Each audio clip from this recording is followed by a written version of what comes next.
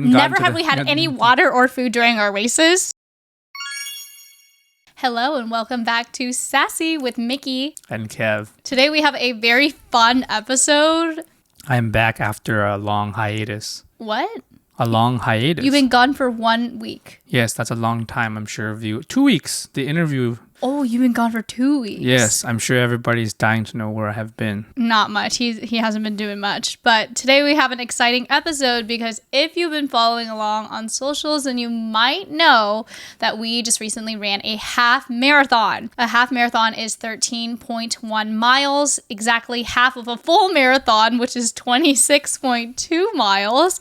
Prior to this marathon, I don't know if I would consider myself a runner. I would say that I like to run. She's a runner. She's a track star. And Kevin, on the other hand, absolutely hates running, hates cardio, will not do it for the life of him. So this is how much I love Miki, because she dragged me into doing this race to make sure I am more fit. Today, I want to tell you about our training plan, how we prepared for it, the life lessons we learned from it, and the hilarious story of how I nearly almost died while running the actual half marathon. So let me ask you a question. Would you want to do the full marathon now? No. Would you want to run another half marathon? Probably not. Spoiler alert, it did not go well. I thought it was fine. Oh, you thought it was fine. I'm so angry at Kevin still. We'll get into it. We need to start step by step, okay? So 2 months ago, we were in Asia. I specifically was in Asia for 6 weeks. You were there for parts of it, but not for the entire time. But basically for 6 weeks straight, I did not exercise a single time. But we walked a lot. No, except for the first day when we were in No. We were in Singapore. The first day we landed in Singapore, we went to the gym at 4 a.m. and we ran a total of exactly 1 mile. I ran 0 miles in April. You ran 0 miles in April. And then spontaneously, we were like, okay, well, research year is coming to a close. We need to have some sort of like big achievement so that we can say that we accomplished something, right? So I was like, oh my gosh, why don't we do a half marathon? I'm glad you didn't choose the full marathon. Well, I knew we weren't going to be able to do a full, but I was on Running Talk, so I was seeing a bunch of people running and getting all these like cute hokas, and I was like, yes,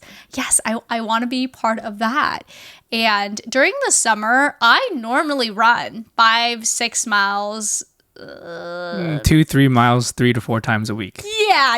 Okay, that sounds more accurate. When the weather is good, I do like to run, but the weather has not been good because we live in Seattle, so we haven't been running. So we were going from 0 to 100, and we were trying to figure out what kind of training plan to get on. And when you Google a training plan or you YouTube it or whatever, everyone's like, yeah, you're going to need like at least 3 to 6 months to train for this thing. And every week you're supposed to go up by like half a mile or something. Yeah, half a mile. Here's my philosophy. If you give yourself 1 month to do something, it will take 1 month. If you give yourself 6 months, it'll take 6 months. So I'm like, you know what? We could just do it. Let's just get it done before research year ends. So we had a total of 4 weeks. So Miki's like, let's do it. And then she didn't do any of it. She like makes me do all the thinking. It's like, can you go find a half marathon to run? Like, I'm delegating. Yeah, just like, hopefully like it's right before July, and then maybe it's like flat or downhill and like a nice scenery and not too far of a drive. Yes. And luckily we did find one. So we signed up for a half marathon called the Super Fast Half. There's obviously the half marathon, but there's also people running the full marathon. And this is a race that a lot of people use to qualify for the Boston Marathon because it's all downhill. So your time is obviously going to be better than if you're like running up a hill. And it's like not on the road. It was like up in the mountains. What was our training plan? We didn't have a training plan. That was the issue. So we had 4 weeks total to train for the half marathon. And all the training plans that we looked up said, you should be running basically at least 4 to 5 times a week with one long run, right? With one long run. And your long run should increase by half a mile every week, right? Yeah, so we started at like 3 miles. Yeah, and I'm like, we don't got time to go up by half a mile. So we went, first week we did 3, second week we did 6, 9, and then we did the real thing. I thought we did another 6. We did like 2 6s. No, you didn't survive the second 6, remember? Oh, let's go true. week by week, okay? So week 1, we're like, let's start training. We run 3 miles, and it was probably the most brutal week, actually. But we also did we did 3 mile runs in between those long runs, and we had some good 3 mile runs. Yeah, but the first couple were quite rough. And when you check your Apple Fitness, it tells you your cardio fitness health, your VO2 max. And we were both on a downward trajectory from our previous records because we were so out of shape. I think we were getting better though, right? Our pace, at least my pace in the first couple of races were like 10 to 11 minutes per mile, 11 minutes per mile. Yeah, your mile time was like 10 to 11-ish. And then mine was like 8 to 9. But we got down to like 9-ish to 10-ish. Neither of us have run more than, I personally never run more than 5 miles. Yeah. Have you ever run more than 5 miles? No. So it was the first time we were running anything more than 5. So when we did the 6 mile the first time. Oh my gosh, we were both so dead. I actually felt fine that day. I ran sub 9 for 3 of them, and then like between 9 and 10 for... There's actually a funny story about that run. We didn't actually run that one at the same pace because I forgot to charge my Apple Watch that day, and we both were dreading us running this long run. But I made Miki wait for like 20 minutes while I had to charge my watch, and she was just waiting there scrolling her phone. I was so pissed. You had all day, all night, the last 3 calendar days to charge this Apple Watch, and you didn't charge it. And then it was already 5:30, so it was kind of like a later run to begin with.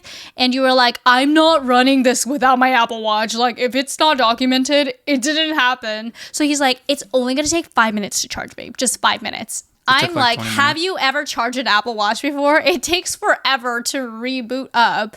So about like 15 minutes in, Kevin's like, whatever, like let's just go on the run without the Apple Watch. And I'm like, well, I've already waited 15, might as well wait another 15. Anyways, she ran really fast because she was really angry. And so it was good, right? Yeah, it was good. It was probably my best time. That was probably my PR. Good work. Let's talk about training. How do you feel about training? So training, we did... we increased by 3 miles every week. Our biggest and longest run was 9 miles. And again, the half marathon was 13. So we were still off by a pretty big factor. The 9-mile run that day, I felt so good. I was so not having it. We ran it in the morning around like 9-10-ish, but it was the perfect weather. So I think it was about 75. And my body, personally, my muscles feel most optimal between 75 to 80. Like, that's when I can perform my best. I think mine's like 50 or 60 and a little wet. On that day, I did really good, and Kevin was really struggling. And mind you, on all of our practice runs, we have been running 10 to 11 minute pace. 10 to 13. 13. Like, no, we by the end of that at the end of that 9-mile run, we were running so slowly. Well, that's because of the uphill.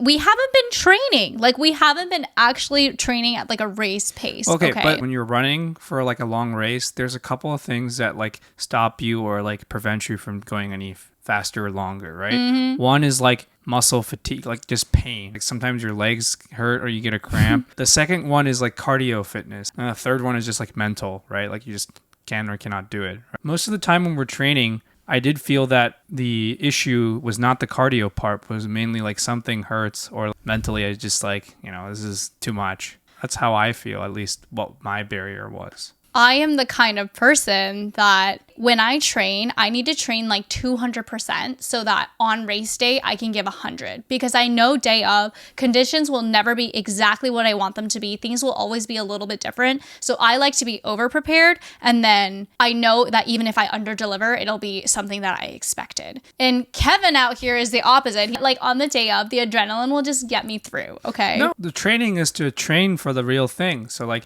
I knew like cardio wise I was probably okay, but just needed to learn how to like run and like. But during this entire training, we never communicated our expectations, which it was definitely on us. But okay, so we're training slowly. Our 3 goals for the race were to 1, run together, 2, not walk, and to 3, finish the race. Not high expectations. Yeah, whether we finished the race in 2 hours, 3 hours, like it didn't matter. We just wanted to. Are you sure? I feel initially, like Miki definitely had secret expectations, I think, for one. So when we signed up for the race, you have to like specify which part of the group, like you like if you're in the front, like you're finishing like an hour and 30 minutes, and she literally put like 2 hours or 2:15 or something. So clearly she had some goals in mind. I don't want to run it like, I don't want to be slow. Okay. Like a decent pace was my expectation. Okay. Also, we have been very lazy this year. So we have not been waking up early and mimicking race day conditions in any way, shape, or form. Yeah. And we also just run with nothing, right? We didn't carry anything with us. We didn't need to. Yeah. Or like we didn't run enough where we needed energy or like to fuel up in the middle. Yeah. Okay. This is all leading to doomsday. Race day, our race starts at 8:30 a.m., but it's an hour drive away up in the mountains. So we wake up around like 5:30 and then we left around house around 6. We just ate some bananas, but it was like drenching, pouring down rain all the way. Yeah, by some sort of absolute amazing luck. This was the worst day, like the worst weather we'd had in probably the last 2 months in Seattle. But it stopped raining when we were up there, though, which is great. But before we started the race, it was dumping rain. Yeah, and then was there any other dump things you need to talk about? I'm wearing brown in honor of the situation that happened during this race. Okay, we get up. You know, you can just feel it. Like, I was like, this is not my day. I don't feel amazing. I feel pretty bloated, you know, whatever. We show up. You gotta do. I had eaten oatmeal and banana. Kevin had 2. We showed up. We picked up our bibs. We get to the bib counter. His line has no one in it. And he gets his bib right away. He's like, perfect. I'm going to put on my bib. I'm going to go do my little bathroom routine. And then we'll get started. I'm like, great. I'll wait in my long ass line. Like I'm in this very, very long line. The R line. And then I get to the front. Someone else took your bib? Yeah, so somebody else had taken my bib. So there was no bib. Then you got a palindrome bib. It was a cool number. Palindrome? I thought it was palindrome. I don't know. English is not my first language. Or second. Or third. Anyways, I'm like freezing, whatever. I'm shivering. I'm shaking. My entire body is shaking. And I asked Kevin, I was like, we still have 30 minutes. Can we please just go wait in the car? Because I'm so cold. And then we went to the car. We came back out. Kevin had another bathroom situation. So he went and took care of that. And then we were out here getting ready to start the race, right? Which, might I say again, during the entirety of training, never have you ever ran faster than me. And out of the two of us, I would say my cardio fitness is definitely stronger. So I'm usually like leading the pack. Yes, you like to lead. You don't like to be behind. No, and literally I will force myself to run to the point where I can like taste blood because I don't like to lose. I will literally just run as fast as I can. And well, we started, so there's like the pacers, right? So there's like a 130, 140, 150, 2 hours. I ask you, like, should we like move back a little bit? Because like the people around us were like, you'll end up where you end up anyways, right? It's 50 degrees out. We were right behind the 150 pacer, and all these people were like look like this is what they did every weekend. And we're like, okay, yeah, we'll be fine. We start the race. My entire body is shaking. Like while I'm running, I'm like shaking because it's freezing and it's also damp. Like the air is damp and it's drizzling a little bit. It's not raining, but it's like drizzling a tiny bit where it's like misting, damp. Which is great for me. It's like I don't overheat in that. Yeah. Weather. So race day was perfect condition for Kevin. He was like, oh my God, my body feels amazing. Like this is perfect for running this marathon. And so we start off okay, right? And the first kind of 2 miles is in this weird tunnel. Like a headlight on. You have to have a headlight on because it's pitch black and it's 2 miles long. And it's like not very wide. I mean, the whole thing wasn't wide. And you can maybe have like 3 or 4 people. It's like no light at the end of the tunnel for a solid 2 miles. And we get out. It's mile 3. We hit our first hydration station. Feeling okay. We both grabbed some water. So inside the tunnel, we had our Apple Watches, but our pace was they didn't tell you because it was the GPS. There was no off. Internet connection. Yeah. But I think we were running like 8:30. Kevin was then on something and he was like, oh yeah, like, you know what? Like mile 3, we get out of the tunnel and he's like, 10 miles left. Babe, I think we can hit sub 2 hours. No problem. Yeah. And all of a sudden, I woke up bloated already. My stomach started to not feel well, but it wasn't the kind of unwell where it was like, this needs to happen right now. It was like the constipation unwell. It was on the way, but still upper GI. When you feel like that, you just cannot run your best. That in combination with the shivering, I was just unable to perform. It was a physical limitation. My body could not move any faster. So I was running as fast as I can, matching Kevin's pace, but I was running behind you, which made me feel absolutely horrible. I looked back at you every like 2 minutes and asked you if you were okay, but Mickey's not gonna. I'm not gonna say I'm not okay, but you know what? I'm like, okay, I'm gonna push through, like, because sometimes you can just push through and it'll be fine. A lot of it's mental, right? Yeah. So my tummy's feeling weird, but we're pushing through it. We get to mile 6. We hit a pretty good point. We put our AirPods in, and then like I feel better. There's always things that motivate you in the middle. For me, like the first couple miles was nice. We're not running like fast, but then there's like people who don't look as fit that run faster than you. Like there's this lady in a tutu, and she just like blows by us. No, it had nothing to do with the lady. Kevin was just like, I am not letting someone in a tutu beat me. Which I thought the tutu was really cute. Or like some fit women and men who are like in their 70s, just like blowing by. Blazing past us. Yeah. And I'm like, shoot. And I'm out here like panting, dying. Mm-hmm. Whatever. We hit 6 miles. We're still going at like right under 9 minutes for most of these miles. And we had been pacing ourselves, but we hadn't passed any of the pacers. So like the 150 pacer was in front of us that we hadn't seen, and the 2-hour pacer is somewhere behind us. Right. So we were in like a sweet spot. Miki was, I'm pretty sure, like both of us, we didn't say anything, but we were like thinking in our heads, like, oh man, we could break 2 hours. Yeah, right? We totally can. Once we hit mile 7, I'm like, great, we're more than halfway done. It can't be that bad. Yeah, but there's still like almost an hour left. Yeah, that's what, didn't fully register.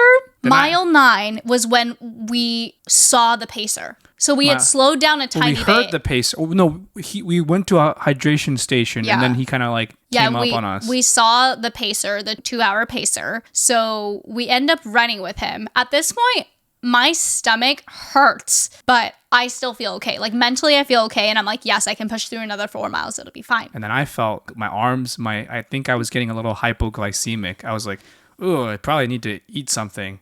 And then graciously, the pacer's like, oh, you haven't had anything this entire race? That's not good. So he hands me one of those like gooey, like glucose. The gels. Gels, right? And then I had that, and it was very good. And I offered some to Miki, and she was like, no, I'm good. Well, the gel's like this, and you put it in your mouth, and he goes.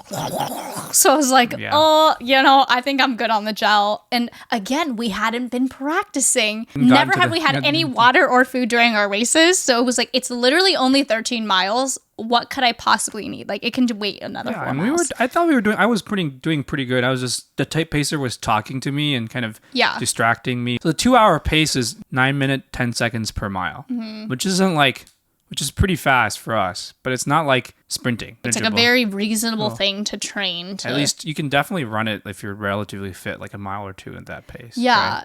I actually end up going faster than the pacer because I start feeling like doomsday is coming. So I'm like, I need to speed up and finish this race as soon as possible. So I'm running ahead. And then all of a sudden, I can't feel my fingers. Like the sensation goes away. Like I can't feel my toes. I can't feel my fingers. Like my eyelids start getting a little heavy and everything is just like painful. My stomach is hurting. We have our AirPods in and I'm like following the pacer and I'm like, probably this is great. I'm going to do it. And then slowly, I'm like, where's Miki? And then normally when we're training, like my earbuds stop playing music because she's too far ahead. But this time the AirPods start playing music because she's too far behind. And I'm like, oh gosh. And then the volume goes do do do do. Like I only turn off the music when either we're done or I'm dead. So the music turns off because I need to focus on moving my body forward, propelling myself forward. And at this point, I'm like, I'm getting very lightheaded. Like I can't continue. This was like, I think right after we hit the mile 11 marker. Yeah, this was mile 11. But she just basically ran out of energy. I ran out of glucose, I think. Like my body had gone through every single cycle that it could have gone through and like there was nothing left. Yeah. Which is so confusing to me because I was like, what about all this abdominal thing? Like, why don't we just burn this up? Basically, if she had a little bit more energy and didn't need to poop, it would have been a little bit better. So I had a granola bar and I felt better, but it took a second to kick in. Yeah. Quite a lot of seconds. And so we ended up having to walk mile 11. And then mile 12, we walked the first half and then ran the second half because obviously I'm not going to cross the finish line walking. Like how embarrassing would that be? You went really fast at the end though. Once we saw like mile 13, then it's only 0.1 miles after that. I'm like, hey, Miki, finish line's just probably around the corner. And she just was like, see ya. Yeah. I wasn't going to let you beat me at the end after I had been working so hard for the last 13 miles. And I was so mad at you because you didn't freaking let me practice the last 4 weeks. You could have gone by yourself, though. And Kevin's like, yeah, I always perform better on race day because, you know, it just have like so much adrenaline pumping. But, you know, like, the funniest thing is during when she was struggling, she was like, Kevin, you should go. You should go reach for the stars. Go ahead. Go get your time. I'm like, honey, we agreed to sign up together to race this. But I'm not going to leave you behind. Just because I can't hit my sub 2 goal doesn't mean you should have to not hit your sub 2. We never said the sub 2 goal. But it was in our heads. It was in your head? Yes. But okay, the story hasn't started yet. Like, this is all just context for what's about to come, like the actual summer blowout. So our time wasn't too bad. I mean, the 2:10 never caught up to us. So we so it was like 2:06, 2:07-ish, yeah. Okay, we finished the race. I'm feeling okay at this point.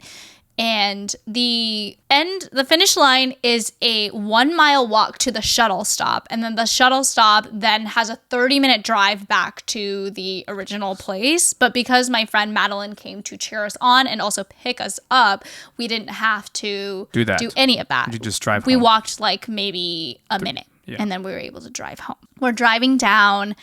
There's a bunch of potholes. Bounce. Yeah, the road is like all just like bounciness. After I had bounced for 13 miles up and down, and then we're bouncing down this road. But anyways, we're intending to pick up our other friend downtown before heading back home. After 13 miles, I was like, how long is it going to take us to get downtown? And Kevin's like, 45 minutes. 45 minutes. Why? And I was like, do you think you could drop me off home first then you could go pick him up? But I'm like, home is literally like not on the way. We had to cross downtown to go home. So he was like, that makes no sense.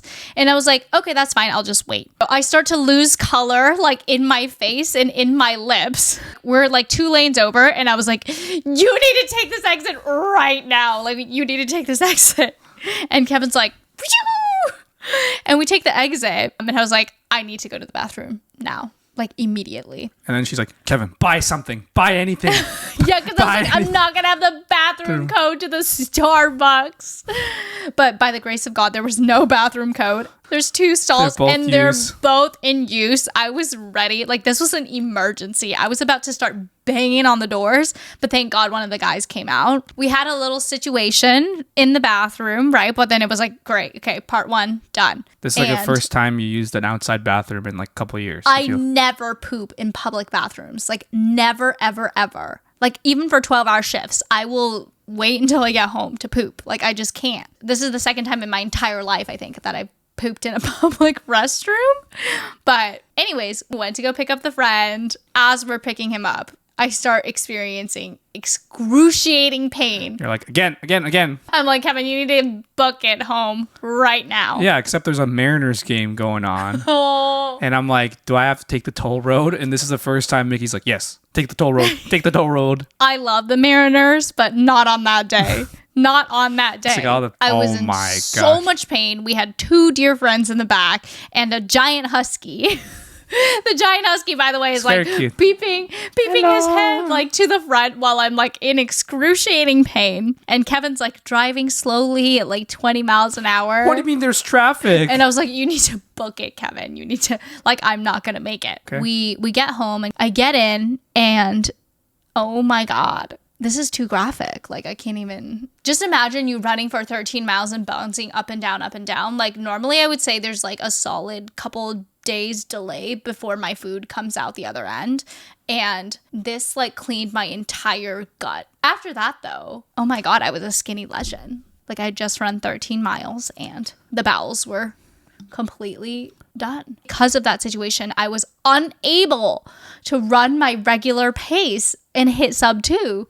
So it's been 3 days since that incident. How do you feel now? Not great. Not great. Still. Not great. Do you want to do it again where you feel better? No, it wasn't ideal.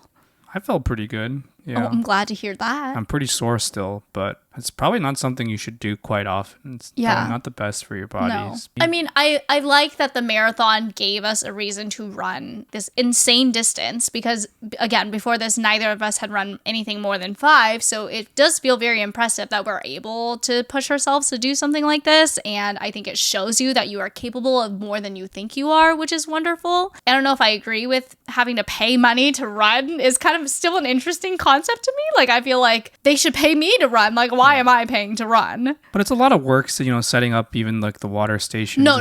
I totally understand that. And all the bib numbers. But I'm just saying, like, my activation energy to exercise is already so high, and then I have to pay to exercise. Yeah, I mean, we could just run around the track and do it ourselves. Yeah, so that was that.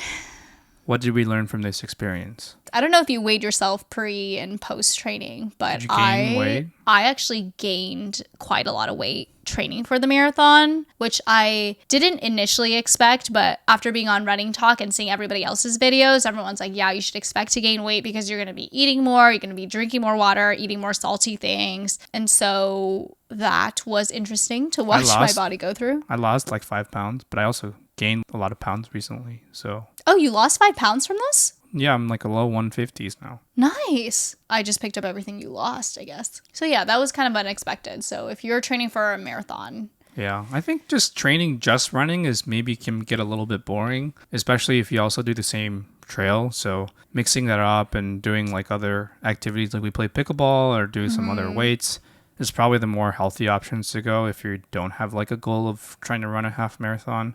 If you had it your way, would you have wanted a longer training period? I mean, it depends what your goal is. If you wanted me to just say finish the half marathon, I don't think I needed. If you had a specific, like, I got to qualify for the Boston. If there were like more strict. So like for a little bit of context, like I used to swim competitively.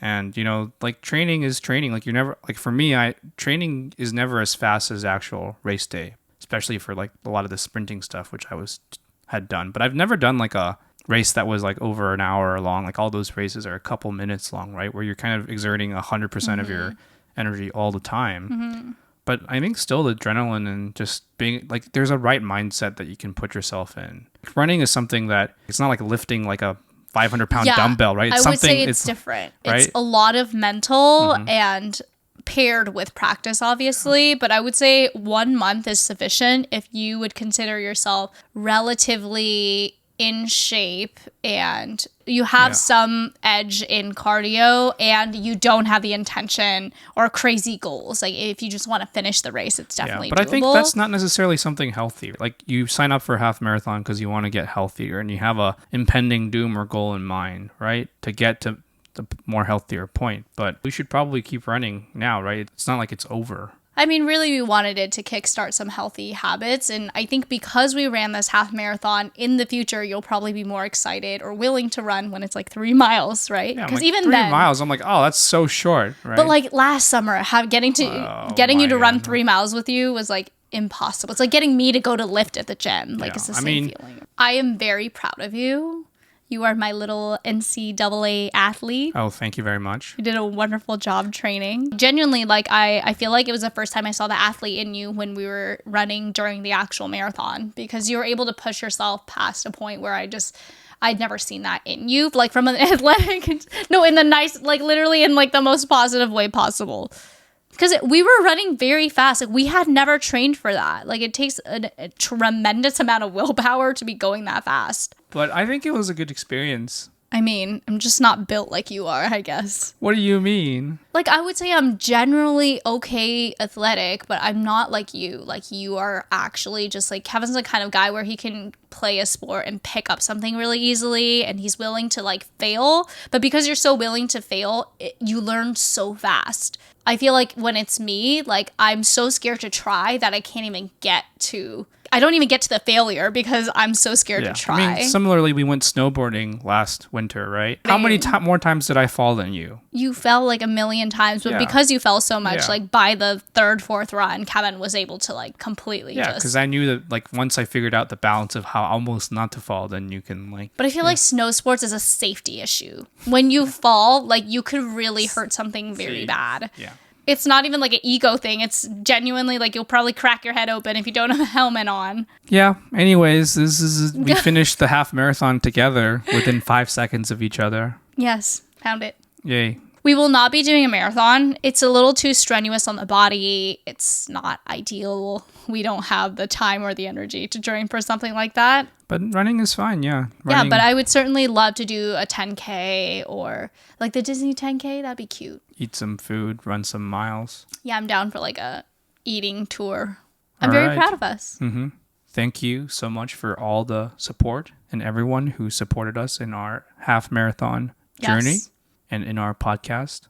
Thanks for listening to Scrubs and Soy Sauce, and we'll see you next week for another new episode.